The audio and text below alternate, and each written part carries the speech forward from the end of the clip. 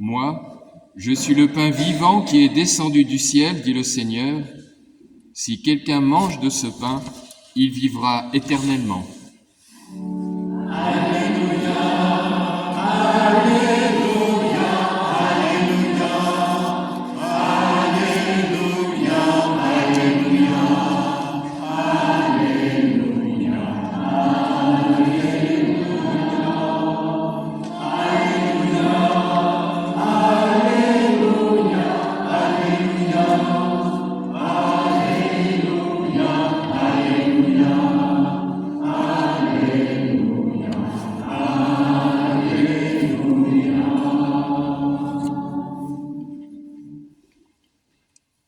Le Seigneur soit avec vous. Évangile de Jésus-Christ selon saint Marc.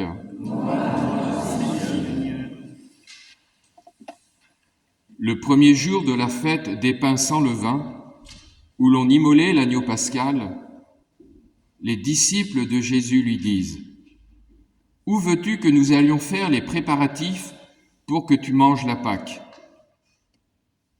Il envoie 2 de ses disciples en leur disant : « Allez à la ville. Un homme portant une cruche d'eau viendra à votre rencontre. Suivez-le, et là où il entrera, dites au propriétaire : le maître te fait dire : où est la salle où je pourrai manger la Pâque avec mes disciples ? Il vous indiquera, à l'étage, une grande pièce aménagée et prête pour un repas. Faites-y pour nous les préparatifs. » Les disciples partirent, allèrent à la ville, ils trouvèrent tout comme Jésus leur avait dit, et ils préparèrent la Pâque. Le soir venu, Jésus arrive avec les 12. Pendant qu'ils étaient à table et mangeaient, Jésus déclara : « Amen, je vous le dis, l'un de vous qui mange avec moi va me livrer. » Ils devinrent tout tristes, et l'un après l'autre, ils lui demandaient : « Serait-ce moi ?» Il leur dit : « C'est l'un des 12, celui qui est en train de se servir avec moi dans le plat. Le Fils de l'homme s'en va, comme il est écrit à son sujet. Mais malheureux celui par qui le Fils de l'homme est livré. Il vaudrait mieux pour lui qu'il ne soit pas né, cet homme-là. » Pendant le repas, Jésus, ayant pris du pain et prononcé la bénédiction, le rompit, le leur donna et dit : « Prenez, ceci est mon corps. » Puis, ayant pris une coupe et ayant rendu grâce, il la leur donna, et ils en burent tous. Et il leur dit : « Ceci est mon sang, le sang de l'alliance, versé pour la multitude. Amen, je vous le dis, je ne boirai plus du fruit de la vigne jusqu'au jour où je le boirai, nouveau dans le royaume de Dieu. » Après avoir chanté les psaumes, ils partirent pour le mont des Oliviers. Acclamons la parole de Dieu. Louange à toi, Seigneur Jésus.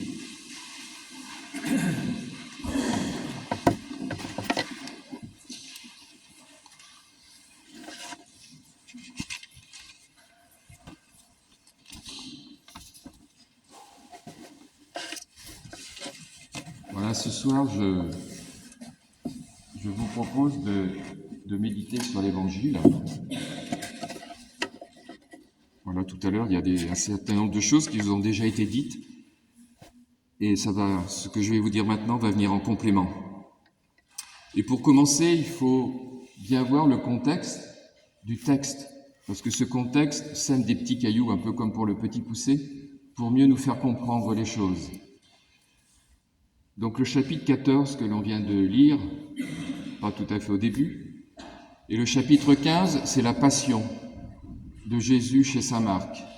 Et c'est précédé au chapitre 13 par ce qu'on appelle le discours eschatologique. Alors, le discours eschatologique, c'est la prise de Jérusalem et la fin du monde dans les évangiles. Donc, chez les différents évangélistes, on trouve ça. Donc, le discours eschatologique, la passion, 14 et 15, et au chapitre 16, le premier jour de la semaine, donc la résurrection. Ce qui est moins visible, c'est que Marc a disposé son récit depuis le jour de l'entrée solennelle de Jésus à Jérusalem, que l'on trouve encore plus en avant, au chapitre 11, jusqu'au premier jour de la semaine. Et si l'on compte, ça fait 7 jours, et comme ça, saint Marc établit un lien avec le récit de la création qui sous-tend tout son écrit. Le chemin de Pâques va vers une nouvelle création. Ce qui est intéressant aussi, c'est le diptyque qui s'ouvre au début du chapitre 14, qui est juste avant le texte qu'on a lu aujourd'hui. Il réunit une femme, qui n'a pas de nom, et un homme, qui font précisément du nouveau. La première, à la table de Simon le lépreux, elle lave les pieds de Jésus avec ses cheveux, où Jésus est présent, donc puisqu'elle lui lave les pieds, et Jésus lui-même, avec les 12, à la table pascale. Si l'on étudiait les deux textes ensemble, on verrait que des mots-clés tissent entre les deux un lien étroit. Tout cela pour dire que Marc prend soin de poser l'homme et la femme au début de la nouvelle création, comme la Bible le fait au début de la création première. Entre la femme et l'homme, c'est la bonne nouvelle annoncée qui noue l'alliance. De ce fait, aussi, la table s'ouvre à la perspective des fins dernières. Le Fils de l'humain livré apparaît grâce à la figure de Judas, qui reste une défaillance possible pour chacun des convives disant « serait-ce moi ?» Donc ça, c'est le contexte. Maintenant, regardons le passage d'aujourd'hui. Alors moi, j'ai intitulé ça « Pâques nouvelle ». Et vous allez voir pourquoi au fur et à mesure. Ce récit, le récit que l'on vient d'entendre, est celui d'un passage. Il s'agit de la transformation du rite du repas de la Pâque, préparé par ses disciples pour Jésus, en un repas nouveau, préparé et donné par Jésus à la multitude au moment où il s'absente de tout repas terrestre.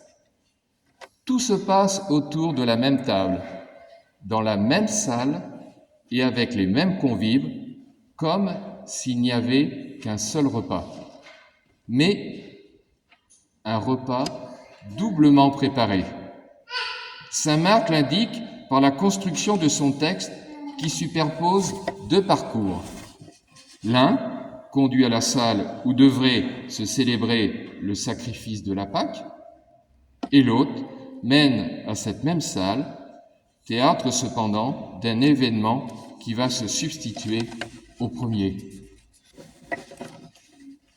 Le premier jour de la fête des pains sans levain, les disciples de Jésus lui disent « Où veux-tu que nous allions faire les préparatifs pour que tu manges la Pâque ?»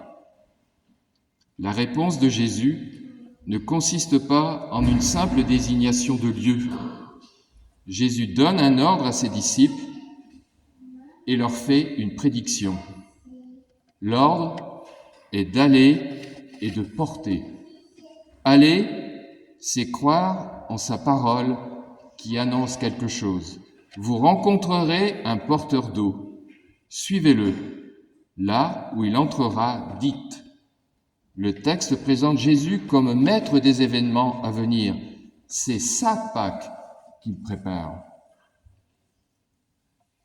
Ensuite, Jésus donne aussi à ses disciples la consigne de porter. Ils doivent porter sa parole. Dites au propriétaire, le maître te fait dire, où est la salle où je pourrai manger la Pâque avec mes disciples? Cette dernière parole est celle qu'il s'agissait de porter. La salle de la Pâque sera celle de Jésus. Le texte est plus clair encore. Jésus dit à ses disciples qu'ils trouveront une grande pièce aménagée et prête pour un repas.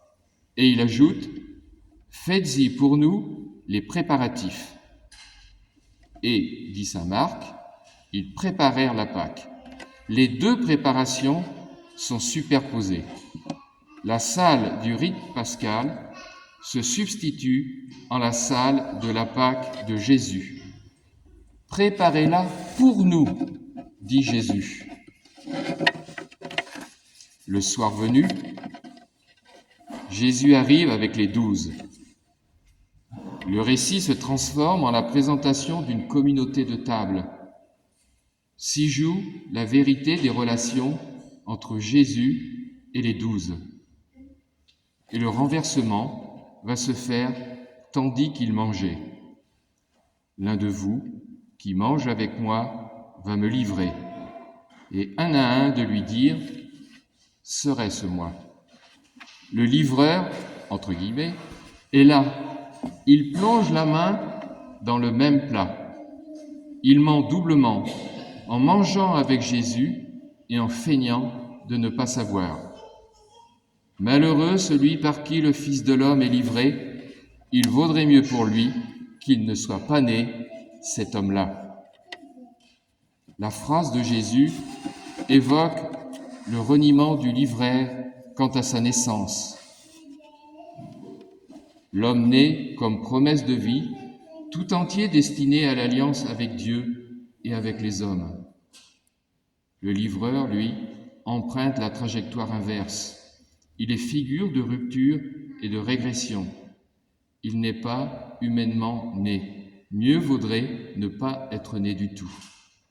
Ce que cet homme-là, comme dit le texte, représente est ce pourquoi, justement, est venu le Fils de l'homme. Le récit met face à face le pécheur et son sauveur. Le Fils de l'homme, en subissant d'être livré, renverse le trajet du livreur.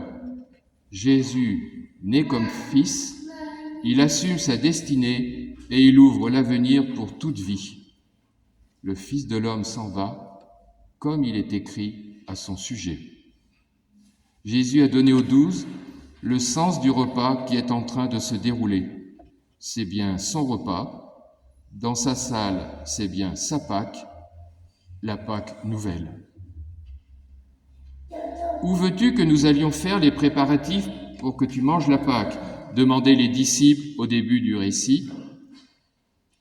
Au terme de la narration du récit de Marc, c'est Jésus qui nourrit de son corps livré. Jésus prend un pain, prenez. Jésus ayant pris une coupe, la leur donna et ils en burent tous. Je ne sais pas si vous avez remarqué, mais Marc précise qu'elle est bue par tous avant que Jésus leur annonce qu'il s'agit du sang de l'Alliance répandu pour beaucoup. Le sang n'est pas ce qui est dans la coupe, mais ce qui est donné par Jésus et reçu, bu par ses amis pour reprendre la route, annoncer qu'il est vivant, aimant. Le pain et la coupe ensemble signifient une alliance nouvelle. La communauté de table est figure de la réunion de la multitude des hommes réconciliés suivant le plan de Dieu. Le partage du pain et de la coupe sont signes, ensemble, d'une présence nouvelle et réelle.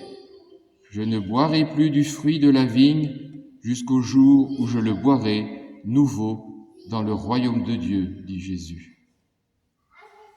À l'absence corporelle de Jésus qui part, se substitue une communion nouvelle avec lui dans le champ de la communication fraternelle entre tous, dans la consistance et sous les espèces du pain rompi et de la transmission de la coupe. Pâques nouvelle.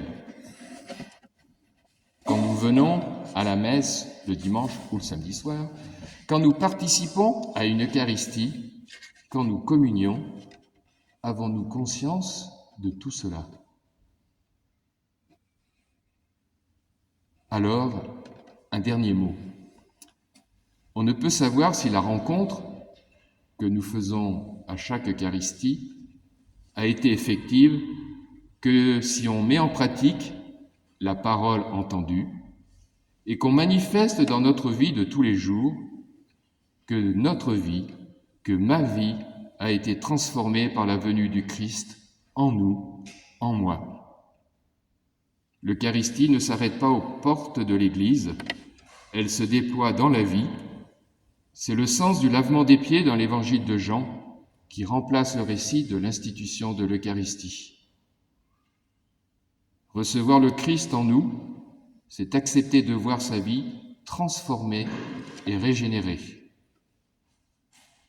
Alors, en ce jour de la fête du corps et du sang du Christ, n'oublions pas que pour nous, chaque communion doit être la première et que chaque communion est unique, car l'amour est toujours unique et nouveau quand il se vit dans le mystère du corps et du sang du Christ.